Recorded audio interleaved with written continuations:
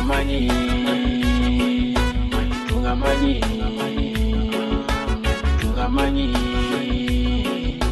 tungamani. Venigu ntambi, karamani tambi. Montakitene, montabirene. Ibe malinki famu, kopimbine nankentamu.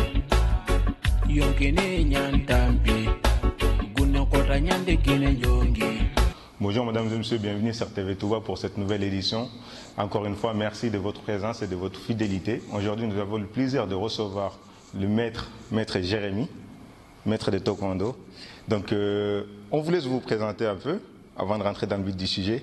Et tout d'abord, merci d'avoir répondu présent à notre invitation. Et c'est un honneur pour nous. Et je pense qu'on aura beaucoup de choses à dire par rapport à votre discipline et par rapport à vos engagements et par rapport à votre pays aussi. Mais je vous laisse vous présenter tout d'abord à nos téléspectateurs qui vous êtes, ce que vous faites, d'où vous venez. Et ensuite, nous rentrerons sur les questions. Merci beaucoup d'être venu nous visiter dans ma salle des arts martiaux. Merci à TV Touba. Et voilà, je suis maître Jérémy Maradas Nado. Je suis ceinture noire 7e dan de taekwondo arts martiaux Mudo. Ça fait plus de 35 ans, exactement 40 ans que je pratique les arts martiaux à un certain niveau. Voilà, j'ai été un athlète de haut niveau en France et j'ai terminé ma carrière en République centrafricaine.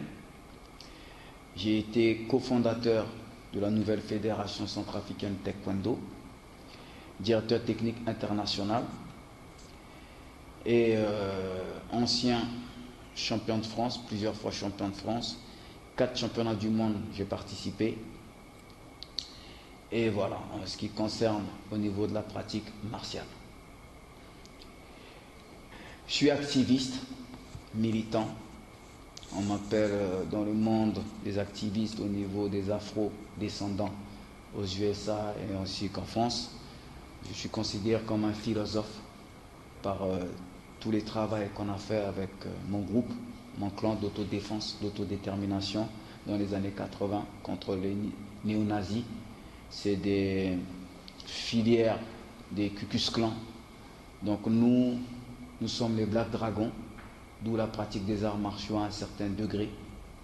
Je suis chef leader du groupe des Kamikazes, ce qui veut dire en japonais le vent puissant de Dieu pour tout nettoyer. Donc voilà, j'avais pour mission dans les Black Dragons de protéger, d'organiser avec une bonne stratégie la défense de la minorité, de la communauté. C'était ça ma mission. Et par la suite, ça a évolué par la culture urbaine. Donc j'ai été producteur des grands artistes.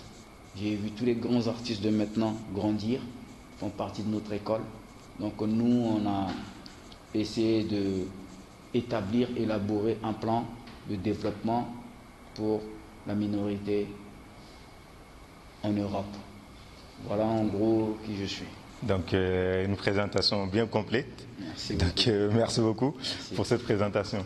Maître Jérémy, tout d'abord avant de rentrer sur le côté humanitaire ou de défense humaine ou comme vous l'avez dit, on va aller d'abord sur la question du sportif, du sport de haut niveau.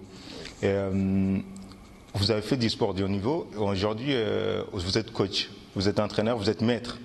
Oui. J'ai dit coach parce que c'est par rapport à ma discipline aussi. Oui. Et ce que j'aimerais savoir, aujourd'hui que vous êtes entraîneur, maître, par rapport à la période où vous pratiquez vous-même, est-ce qu'il y a une différence? Parce que, ayant évolué aussi dans le sport de haut niveau, donc j'aimerais savoir, vous avez plus de recul par rapport à moi, donc j'aimerais savoir quel est votre ressenti par rapport à ça? Est-ce qu'il y a un changement réel?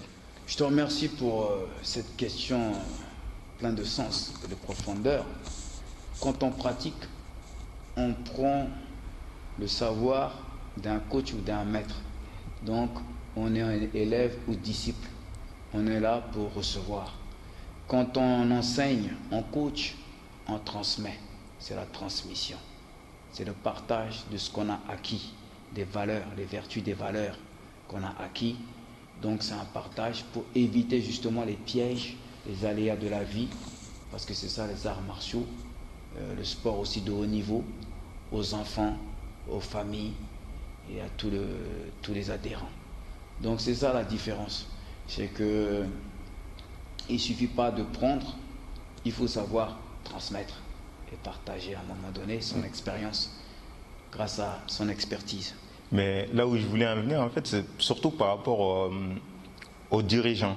Quand je dis aux dirigeants, par rapport aux sphères, c'est-à-dire les présidents, les responsables de clubs, tout ce qui est autour de l'athlète en elle-même. Est-ce que maintenant que vous êtes autour de l'athlète, oui, autour du sportif, vous pensez qu'il y a une différence par rapport à votre époque ou par rapport à une certaine époque où on voit beaucoup de sportifs de haut niveau qui finalement ils sont chauffeurs d'Uber ou livreurs, enfin.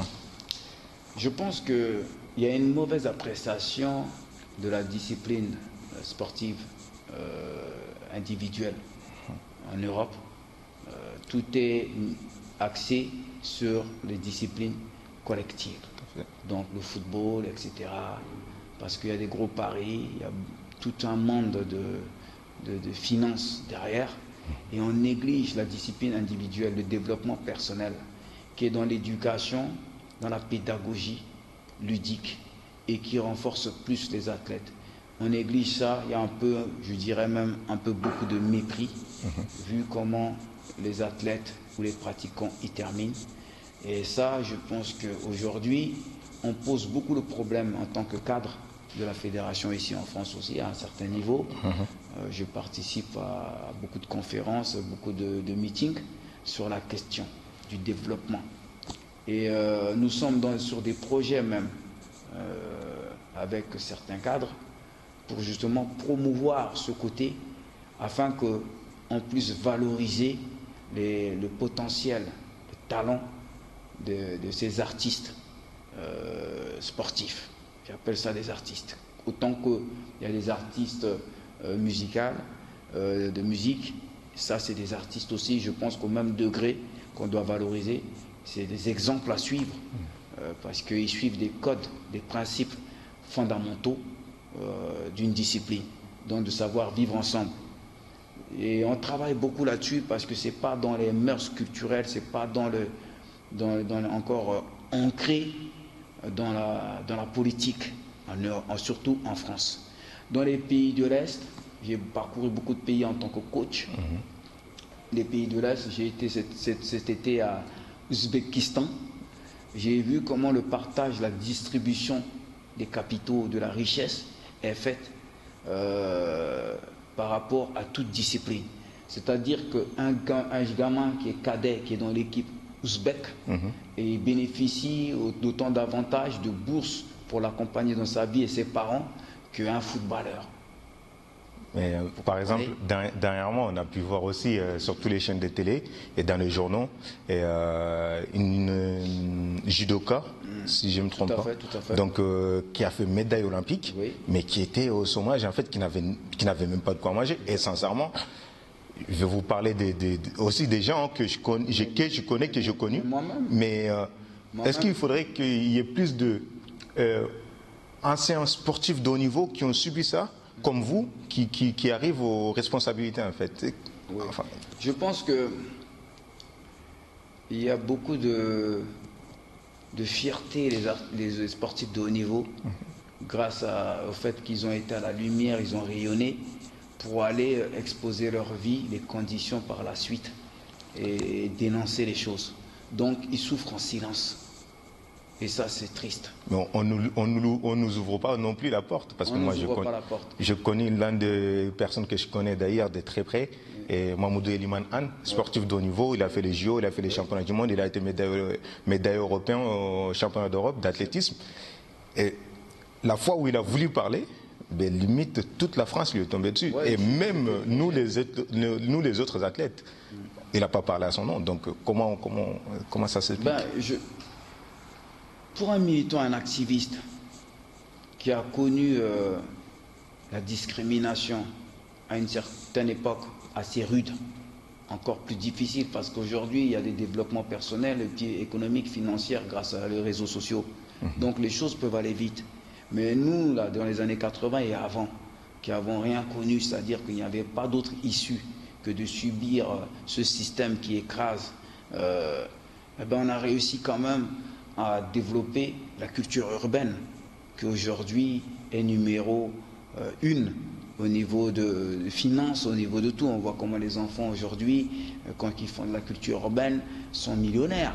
Donc je pense qu'on doit s'imposer, on doit imposer un paradigme, et on doit intégrer, infiltrer et imposer à l'intérieur du système toute une vision différente, comme on l'a fait à l'époque. Et ça, c'est le rôle de la nouvelle génération. Chaque génération doit faire son combat, Nous, on a déjà installé les bases, on a déjà déblayé le terrain et on est prêt à accompagner toute cette génération. Et je peux te dire que d'ici, même en 2020, d'ici fin d'année 2020, on va avoir une surprise parce que nous-mêmes, les anciens, nous avons mis des choses en place pour que justement pallier à cette affaire-là. C'est-à-dire qu'il y a des solutions. Aujourd'hui, il y a des solutions grâce à les réseaux. On peut avoir accès à des exemplarités comme les Afro-Américains. On peut échanger sur la question de la promotion, de promouvoir l'artiste sportif et tout ça, sans rentrer que dans les cocons, dans les copinages, dans le clientélisme, et dans ce système qui est complètement fermé. Voilà. Donc il y a moyen de contourner parce que nous sommes dans les zones urbaines. Les zones urbaines constituent une force terrible au niveau flux économique. Donc c'est à nous maintenant de nous organiser et de faire un bras de fer à ceux qui tiennent les rênes et qui ont rendu ce système-là opaque, complètement fermé. Donc on travaille là-dessus. Hier soir même, j'ai discuté avec des sœurs qui font partie des activistes Amazon, où on a traité de plein de sujets de développement à ce niveau-là. Je pense qu'il faut faire comme nous quand on était jeunes. À l'époque, quand on s'est investi dans la culture urbaine, on prenait nos disques vinyles, on faisait cité par cité, quartier par quartier, et on a développé un business parallèle avant qu'ils viennent maintenant nous acheter. Et nous, ça nous suffisait et ça nous réussissait très bien. Sauf qu'on n'a pas su connaître les lois dans le système de business. Donc on s'est fait avoir dans les contrats et puis c'est comme ça que ça s'est enchaîné, tout ce système de clientélisme, et qui fait qu'aujourd'hui tout est séparé, tout est enfermé et que c'est difficile de pénétrer. Il faut revenir à ses sources, à ses bases. Il faut installer des systèmes collectifs de développement dans tous les quartiers autour de notre culture sportive, culture artistique et à tous les niveaux, peinture, etc.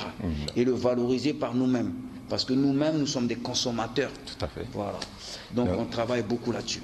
Et dans votre présentation, vous avez dit que vous étiez parti, vous avez commencé votre carrière ici, en France, en Occident, et par la suite, vous l'avez fini en Afrique, en Centrafrique. Tout à fait. Plus particulièrement. Et est-ce que c'est ce clientélisme dont vous parlez qui vous a poussé à aller finir votre carrière en Afrique du Sud? Exactement. Ou c'est par amour de la patrie? Ben, c'est une prise de conscience parce que c'est ce clientélisme qui m'a amené. J'étais dans l'équipe de France, j'ai été considéré comme le capitaine de l'équipe de France.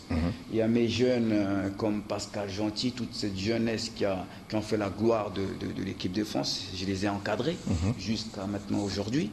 Et à un moment donné, quand le taekwondo est devenu olympique, nous, on a servi quelque part, moi et d'autres, qui venaient d'autres horizons, de Côte d'Ivoire, etc., de chair à canon, comme les tirailleurs. Voilà. Donc il fallait nous enlever. Et du coup, comme moi, j'étais en attente de ma naturalisation, ils ont dit c'était fini, les lois maintenant ne me permettaient plus de participer à tout ce qui est compétition nationale et internationale sous les couleurs de l'équipe de France. Donc je suis rentré en procès avec eux, et le temps que ce procès ait lieu, ma carrière a été stoppée. Donc du coup, j'ai eu l'idée grâce à mon maître coréen, maître Kim Yong-ho, un grand maître, qui m'a dit, bon, il est temps maintenant que tu as été investir avec toute l'expérience que tu as acquise ici en France pour la République centrafricaine. Et donc de là, je suis parti en Corée, j'ai fait toutes les démarches pour constituer cette nouvelle fédération. Je suis reparti en Afrique j'ai fait un stage, parce qu'il y avait déjà le taekwondo, mais ça avait chuté, un stage de technique pour réintégrer, réinsérer au niveau technique les athlètes. Et là, j'ai fini ma carrière en encadrant les jeunes de la République centrafricaine qui ont été champions d'Afrique, qui ont été très forts après par la suite. Et ce clientélisme a rattrapé aussi au niveau à l'Afrique, comme on le sait toujours. Il y a une influence terrible de nos colons sur nos pays. Une fois que les choses commencent à émerger de nous-mêmes, ils arrivent et nous coupent les pattes. Et donc, ils m'ont fait partir de la Fédération centrafricaine. Et là, il y a 2 ou 3 ans, comme la fédération a chuté, il y a un savoir-faire qu'ils ne maîtrisent pas là-bas. Eh ben, les athlètes, les anciens que j'avais encadrés m'ont demandé de réintégrer de nouveau en tant que directeur technique international pour la nouvelle génération actuelle. C'est ce que j'ai fait. Mais d'ailleurs, par rapport à ça, là où excusez-moi de vous avoir coupé, mais par rapport à la fédération centrafricaine, on a vu que vous avez fait une vidéo de 1 heure et quelques. Oui, tout à fait. Voilà, une vidéo à charge contre la fédération, ou les responsables de la fédération. C'est ça. Et au final, qu'est-ce que vous avez changé en fait? Qu'est-ce que ça a changé en fait? Vous avez quitté la France, vous aurez pu avoir un peu plus qu'ici, qu'en Afrique en fait, où là où vous êtes parti, au final, vous n'avez rien changé. Oui. Il n'y a aucun changement, d'après votre vidéo en tout cas. Oui, parce que on se sert de nous, c'est-à-dire que nous, c'est le système de clientélisme qui gangrène en Afrique, de corruption, qui fait partie même aujourd'hui de l'éducation et qui se perpétue avec le temps. C'est-à-dire une fois que l'Afrique chute à sur tous les plans des activités, ils vont faire venir des experts ici qui ont la volonté d'aller aider leurs racines pour les exploiter au maximum et essayer de cacher leur larcin, toute leur corruption. Et là, la nouvelle génération actuelle, avec les réseaux sociaux qui ont un éveil de conscience, c'est par rapport à eux, c'est grâce à eux que j'ai pris la décision de démissionner et de faire cette vidéo. C'est à leur demande. Parce que tout le staff technique a démissionné suite aux malversations du bureau, c'est-à-dire trafic d'influence, trafic d'êtres humains, corruption, clientélisme, intimidation, tout un système mafieux qui est en place là-bas et qui réduit notre population à l'asservissement. Et donc cette nouvelle jeunesse a pris conscience de ça et s'est manifestée. Les ceintures noires ont assiégé le bureau et le staff technique a démissionné. Et donc avec toutes les preuves de démission et de toutes ces malversations, ils me l'ont envoyé. Et moi maintenant j'ai pris la décision par leur volonté de faire cette vidéo et d'entamer des poursuites à charge contre le bureau pour justement démanteler tout ça et puis remettre cette nouvelle génération. Mais aujourd'hui, là où vous êtes, est-ce que vous regrettez d'avoir quitté la France pour le Centrafrique? Non. Avec tous les problèmes qu'il y a, tous les problèmes qu'il y a pu avoir et qu'il y aura? Non, je ne regretterai jamais et puis je continuerai toujours pour l'Afrique. Quand je dis la Centrafrique, mais je parle de l'Afrique. Pourquoi? Parce que les Asiatiques, c'est grâce à la diaspora qu'ils se sont développés. C'est grâce à quand ils ont été expatriés par les guerres qu'ils ont eues aussi, ils ont subi aussi leur colonisation et leur révolte, etc. Après, ils ont développé une doctrine culturelle grâce à Mao, etc., qui fait que le fait qu'ils ont été expatriés, ils ont pris le savoir technique, l'expertise, et ils l'ont fait valoriser par leur population. Donc aujourd'hui, l'Occident dépend de l'Asie pour beaucoup de choses au niveau développement économique. Donc nous les Africains, c'est ce qu'on doit comprendre, c'est qu'on doit oublier nos problèmes ethniques qui nous enferment dans des systèmes étatiques. On doit penser africain. Et on se dit on est une diaspora puissante avec la colonisation et l'esclavage, on est des millions, on est une force terrible et qu'on doit créer dans le panafricanisme un système, un paradigme qui fait que quand on arrive en Afrique, on n'arrive pas isolé. Il faut qu'on aille sous le même éthique, sur le même étendard et pour travailler. Et donc, je pense qu'il y a des choses qui sont actuellement en voie pour que ça se réalise. Et nous, on a juste amorcé le coup comme d'autres l'ont fait avant nous, en repartant au pays et en mettant les premières pierres. Donc la suite, je pense que je reste optimiste et je pense que nous sommes dans un cycle d'éveil qui servira à toute l'Afrique entière. Donc vous êtes un militant, si j'ai bien compris, d'ailleurs dans votre présentation vous l'avez dit, un militant panafricain, Oui, tout à fait. et anti-impérialisme, Oui. si c'est bien le mot. Oui. Et, mais en même temps, quand on regarde sur les réseaux sociaux, on voit qu'il y a beaucoup de jeunes aussi, africains, comme moi, comme d'autres jeunes, qui disent qu'en fait les militants panafricains, ben, ils sont mal structurés, ou ils aiment laver notre linceul en public. Ouais. Et là, c'est ce que vous avez un peu fait avec votre vidéo d'ailleurs par rapport à... Oui, mais là, ce n'est pas le militant panafricain contre des militants panafricains. C'est des militants africains contre un système mafieux. C'est des militants panafricains contre un système mafieux. Je n'attaque pas des gens qui partagent les mêmes valeurs panafricaines que nous. J'attaque des gens qui sont là, ils sont la continuité de l'impérialisme en Afrique. C'est-à-dire ce que l'impérialisme nous a fait subir, ils le font subir sur la terre même de nos ancêtres en Afrique. Donc aujourd'hui, je pense que le combat, c'est pas surtout de combattre l'Occident, c'est d'abord nous-mêmes de faire un nettoyage intérieur. C'est-à-dire que d'avoir justement un noyau dur et solide, influent au sein même de nos terres, pour maintenant faire face à la grande puissance en face. Et on doit faire exactement comme les Asiatiques, comme les Pakistanais, comme l'Asie, comme les autres. Ils ont été à un moment donné au même point mort que nous. Ils ont su se prendre en main par leur paradigme. Ils ont dû s'organiser. Et ils ont nettoyé, ils ont fait un nettoyage intérieur pour en arriver là. La Corée du Sud a eu un emprunt de 30 millions de dollars. Avec 30 millions de dollars, aujourd'hui, on voit comment la Corée du Sud s'est développée. Donc, on a vu Ho Chi Minh, Vietnam, on voit le développement. Il y a des pays d'Afrique aussi qui sont exemplaires, comme le Rwanda, qui sort à peine il y a 30 ans d'une crise. Donc, on a des exemples, on a des choses qui se font, comme la Guinée équatoriale. Il y a plein de choses qui se font déjà, qui sont là, qui peuvent nous servir de fleur de lance. Voilà, donc c'est le panafricain contre le système mafieux impérialiste africain. Donc, c'est ça. Et juste une question, parce que là où j'ai du mal à comprendre, et beaucoup d'entre nous ont du mal à comprendre, quand on dit impérialisme, moi j'ai du mal à comprendre qu'un Africain puisse être impérialiste. Donc quand on dit impérialisme, pour moi forcément c'est les Occidentaux qui sont impérialistes. Donc comment vous pouvez expliquer que nos frères africains qui sont là-bas, bon certes, ils ne sont pas droits, mais vous les traitez d'impérialistes quand même. C'est le comportement. C'est-à-dire que celui qui se comporte comme le bourreau, eh ben c'est un bourreau. Il est l'héritier du bourreau. Donc on le qualifie comme tel.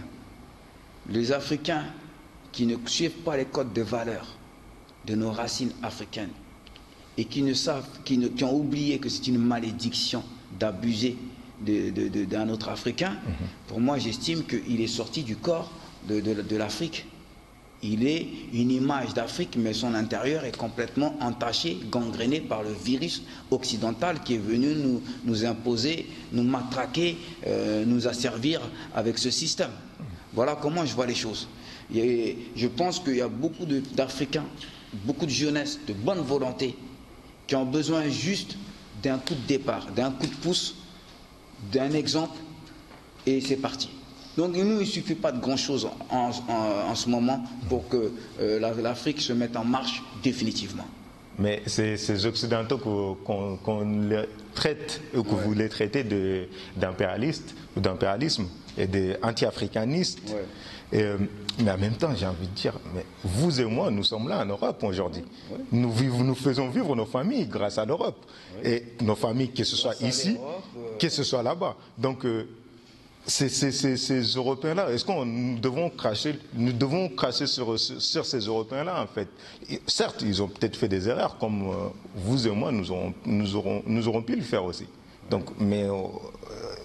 moi, je ne crache pas sur les Européens, je crache sur un système. Il y a beaucoup de Français qui sont dans les mêmes situations, il y a beaucoup de misère en France. Tout à fait. Nous sommes en France, il y a beaucoup. Nous, on a la chance de se battre et d'avoir un minimum. Il y a des Français, ils ne s'en sortent pas du tout. Donc, ce n'est pas les Européens le problème. C'est un système aussi qui asphyxie les Européens eux-mêmes. Et on voit bien qu'il y a des gilets jaunes, il y a des Français qui manifestent. Donc, eux-mêmes, ils ne sont pas contents de ce système. Et ce système-là, la vache à lait de ce système, c'est l'Afrique. Donc, nous ne sommes pas ici. Nous avons juste suivi le flux de notre richesse qui nous ont amenés ici. Donc maintenant, il faut une redistribution équitable avec l'Afrique pour qu'on ait une meilleure vision de vivre ensemble pour le futur, pour nos enfants. Et ça va de soi. Pour moi, les Chinois, c'est les meilleurs exemples. On a partagé les mêmes galères que les Asiatiques aujourd'hui, mais nous n'avons plus le même statut que les Asiatiques au niveau économique. Donc ça veut dire que les Asiatiques, ils ont su se prendre en main d'une manière. Et donc il faut qu'on réfléchisse, nous, à notre manière, à notre méthode, pour que l'Occident, le système occidental qui nous asphyxie, puisse nous respecter en conséquence. C'est ça qu'il faut. Donc il faut que d'abord que nous, on ait une force intérieure. Comment dire, on a des principes comme les Asiatiques, culturels, identitaires, assez puissantes pour qu'on puisse imposer ça sur le marché. Sinon, on ne s'en sortira jamais. On va continuer toujours à se perdre dans des problèmes internes africains et dénoncer des choses en tournant en Occident. Mais d'ailleurs, mais en même temps, comme vous venez de le dire, la distributivité a été tellement mal faite que forcément les Africains ils s'y perdent, ils sont perdus, ils se lamentent et ils ne se lamentent pas par plaisir. Mais vous comprenez que des fois vos discours puissent toucher des Africains comme vous. C'est-à-dire toucher dans le mauvais sens. Il nous faut des hommes. Mais de toute façon, moi j'ai sacrifié. J'ai commencé à dire que j'étais chef leader des kamikazes, ceux qui étaient prêts à mourir pour la communauté.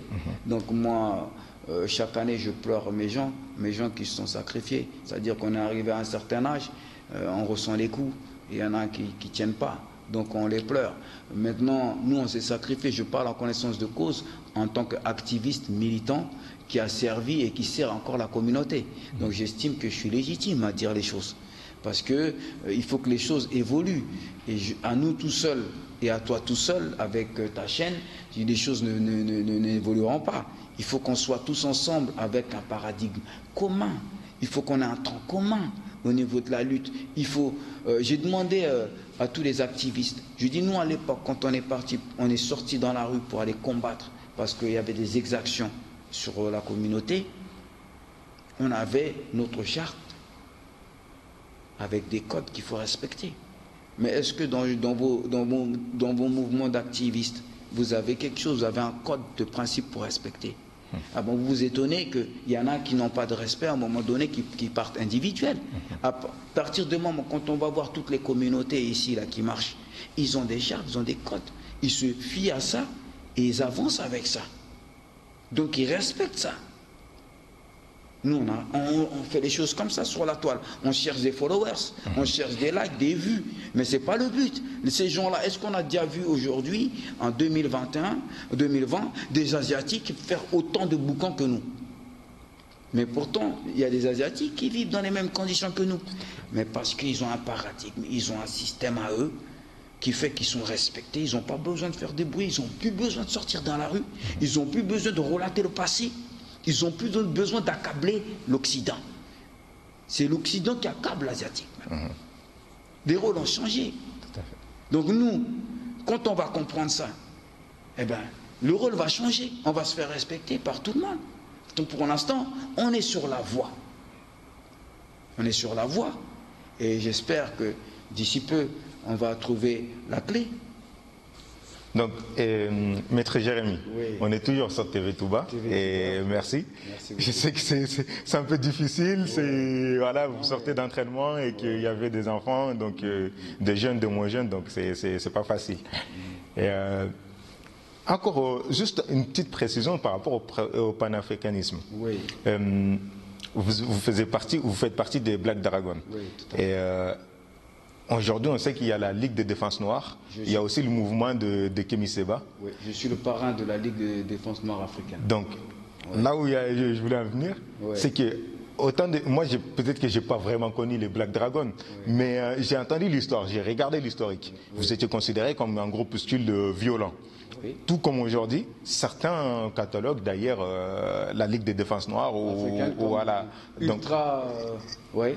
Donc, C'est tout à fait ce qui. qu'est-ce qui remène ça en fait? Parce qu'en même temps, il est bien vrai que des fois, quand on voit certaines images, ça nous mène à se poser des questions quand même sur les membres de la Ligue des Défenses Noires ou sur les Black Dragons à l'époque. Ouais. Bon, la différence, pour ne pas te couper, entre les Black Dragons et l'évolution avec la Ligue de défense noire africaine, dont je suis le parrain, auprès du grand chef fondateur Ngugi Béhanzin, c'est que nous, c'était la défense militarisée. C'est-à-dire que nous, on avait le schéma de protection de toute la communauté au niveau de la région parisienne qui est la capitale de la France.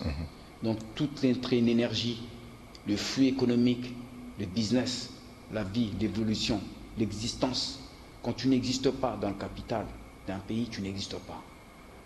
Tu n'existes pas du tout.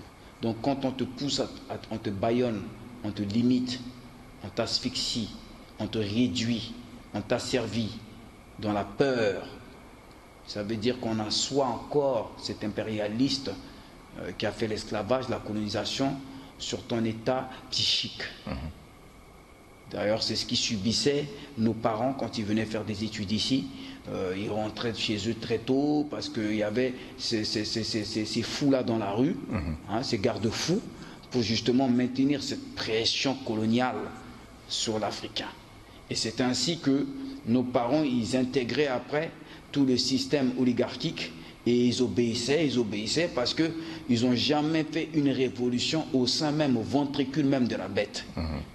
Donc, ils étaient encore dans la continuité de la chaîne, mais ça s'en est suivi par une chaîne politique, économique. Donc tout ce qu'ils avaient comme richesse qu'ils pouvaient amasser, richesse intellectuelle et par le développement économique, physique sur le marché, ils donnaient à l'Occident parce qu'ils avaient peur de se faire taper dessus. En Afrique, le président a peur d'un coup d'État, donc il donnait tout. Donc nous, on avait compris, comme les Black Panthers, nos aînés, que c'est au sein même, au ventricule de la bête, qu'il faut maintenant exister. Et exister par la force, parce que c'est par la force qu'ils nous ont pris, c'est par la force qu'ils nous prennent tout. Donc on a commencé à attaquer, à répondre, à riposter aux attaques de leurs garde-fous. Et on a estimé qu'on a gagné notre combat parce qu'ils sont barrés, ils sont partis. Nos jeunes aujourd'hui, ils se baladent, ils peuvent baisser leurs pantalons, monter leurs fesses, et ils font ce qu'ils veulent. On voit même qu'aujourd'hui, au niveau des problématiques qu'il y a, on accuse nos jeunes d'être trop existants. Ils sont trop visibles, ils se montrent trop dans les clips, dans les supermarchés. Quand ils marchent, tu ne peux pas les manquer. Et ça dérange. Il y a une frustration qui a changé de camp. Donc tous les anciens qui ont vécu le beau moment de la colonisation, où le nègre était parqué là-bas, comme dans les zoos, on venait le visiter, on montrait ses formes, on disait « Oh, regardez le nègre, la savane », c'était nous, avant de ramener le lion et de le mettre dans la cage. Donc tout ce truc-là, ils ont vu que ça a changé. Le lion, il est sorti de la cage et il a pris possession de l'environnement. Et ça dérange. Donc ça crée des frustrations. Donc tous ces gens-là, les garde-fous, ils ont infiltré, intégré les institutions policières, etc., pour faire des bavures et essayer d'asseoir encore un autre truc. Néanmoins, par la suite, on a encouragé aussi notre population guerrière, ceux qui étaient éveillés, à infiltrer ces institutions-là, pour essayer justement aussi d'aménager un équilibre. Nous, on a fait ces stratégies. Et ces stratégies, aujourd'hui, on estime que voilà, maintenant, il faut qu'on organise cette force, ce potentiel, cette puissance qu'on a installée pour une économie commune, un tronc commun, un paradigme ensemble. C'est ça que maintenant l'enjeu. Pour que maintenant ça sert l'Afrique et que les présidents puissent se sentir à l'aise et libres et de dire « Ah ben non, nous on n'est pas d'accord pour que vous nous preniez tout comme ça et que vous nous mettez le bâton dans les fesses. Parce que si vous faites ça, nos enfants ils vont s'énerver en Europe. Ils vont s'énerver parce qu'ils font une force là-bas maintenant. Et là maintenant, on peut commencer, nos présidents, commencer à discuter au niveau équitable au niveau des distributions des richesses. Tant que la diaspora n'est pas forte au niveau organisation, l'Afrique sera vulnérable. Maître Jérémy, une dernière question par rapport au taekwondo. On revient au taekwondo parce que aujourd'hui c'est votre discipline, c'est ça que vous enseignez. Et comme je le disais en off, à des jeunes et à des moins jeunes. Aujourd'hui, en tant que maître de taekwondo, quelle valeur vous transmettez à vos élèves? C'est vos valeurs africanistes ou panafricanistes ou vos valeurs de sportifs, maîtres de taekwondo tout simplement comme art à part entière? Alors, ce qui est intéressant sur mon logo, vous voyez, il y a un A qui signifie le dragon. Vous voyez le cycle de rotation de l'énergie dans le cosmos. Vous voyez l'arc. Vous pouvez voir aussi, il y a l'œil d'Horus, ça signifie aussi l'œil d'Horus. Et après, si vous contournez le logo, il y a les 5 éléments de la vie, le soleil, etc. Donc, ça veut dire que c'est toute la rotation d'énergie, le flux qui est capitalisé dans mon logo et que je transmets à travers mon art. C'est-à-dire l'exercice que je montre, les formes que je montre à l'élève, je lui explique que ces formes-là, c'est les formes de la vie, c'est les formes qui constituent le cosmos, là où lequel il évolue. Et donc, si il arrive à maîtriser son corps en équilibre, sentir le flux d'énergie dans son corps, plus tard, il va comprendre tout l'environnement et maîtriser l'environnement dans lequel il va évoluer et accompagner toute sa famille et tous les gens autour de lui. Donc, je fabrique des guerriers, je fabrique des guerriers tout terrain, je fabrique des guerriers à tous les niveaux de la vie pour répondre à toutes les problématiques et les difficultés de la société. Donc mon logo c'est ça, c'est toute cette puissance que j'emmène à la jeunesse. Ce logo aussi signifie beaucoup de choses parce que je vais pratiquement tous les 2 ans en Corée du Sud, qui est l'origine même du taekwondo. Mon maître était mon père adoptif. Souvent, je vois beaucoup de débats où, dans la reconnaissance et dans la renaissance de l'Afrique, où on critique l'Asie, on dit oui, les arts martiaux viennent de l'Afrique, de l'Égypte antique. Regardez, c'était déjà dans les hiéroglyphes. C'est comme si on occulte les Asiatiques qui ne savent pas que ça vient de l'Afrique. Vous comprenez? Alors que quand on va aux sources et on va dans les montagnes où on voit des gens, ils ont des types négroïdes et on voit dans les temples des arts martiaux comme j'ai été le faire, eh ben, les grands maîtres, ils sortent, ils partagent la pastèque et avec moi ils me disent enfin je touche mon ancêtre qui est venu à une certaine dimension, à une certaine époque, venu ici et laisser les traces, les arts martiaux. Il est revenu sur ces traces. Je vais mourir en paix. Donc vous voyez, c'est-à-dire que dans la société, il y a beaucoup de discrimination, il y a beaucoup d'indifférence. Mais quand tu vas dans les profondeurs de la culture, des traditions, des rituels, eh ben on se retrouve qu'on pratique encore des rites ancestraux. Et vous voyez, donc c'est pour ça que mon logo, il rappelle, il est de maintenant, de qui on est dans notre sphère, et qui rappelle aussi nos origines 200 000 ans avant. Vous comprenez? C'est une unité. Mon logo. Et j'explique que toute cette énergie capitalisée, c'est la même énergie dans un arbre. C'est la même énergie dans la pratique spirituelle quand on lève la tête, la colonne vertébrale bien droite et on s'adresse pour la connexion dans le ciel. Parce que la colonne vertébrale est dans droite, donc l'énergie qu'on cumule, il se déverse naturellement sur le corps et ça donne la santé. Vous voyez, donc ne critiquez pas la doctrine des spiritualités ou des religions. Ancrez votre vie sur le bien-être que ça peut vous faire. Et ça peut faire autour de vous. Sinon, vous allez refaire les choses de racisme d'une autre manière. Alors le chrétien va détester le musulman va dire que c'est un mécréant, le bouddhiste, etc. Mais ils n'ont pas compris qu'ils font à genoux et que leur colonne vertébrale doit être droite. Quand ils se penchent pour prier, c'est d'une certaine manière, pour la santé, pour la redistribution. C'est ce qu'on fait aux arts martiaux quotidiennement. C'est d'abord pour la santé, l'énergie, et ça facilite la connexion. Et donc j'essaie d'apprendre avec ces enfants-là pour que plus tard, en évoluant, ils aient un réseau où ils ne verront pas leur différence. Et que leur différence est une richesse, de prendre les uns sur les autres. Donc voilà mon logo du cercle taekwondo des archers. Merci beaucoup, maître Jérémy. On aurait aimé continuer encore, mais malheureusement, le temps ne nous permet pas. Donc, mesdames et messieurs, nous vous remercions énormément de nous avoir suivis. Nous étions avec maître Jérémy et maître Taekwondo. Et je remercie toute l'équipe de TV Touba et les gens qui nous ont aidés ce soir pour la réalisation de cette émission. Et une artiste qui est derrière la caméra, un autre artiste qui est derrière la caméra aussi, qui nous a donné beaucoup de coups de main.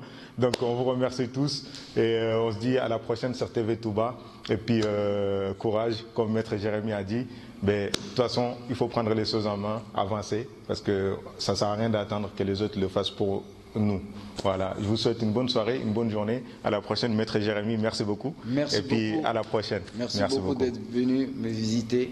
Merci encore à toute l'équipe technique d'être venue et merci encore aux artistes de venir nous partager leur art et leur talent. Merci, que Dieu bénisse, que les ancêtres veillent sur chacun d'entre nous tous.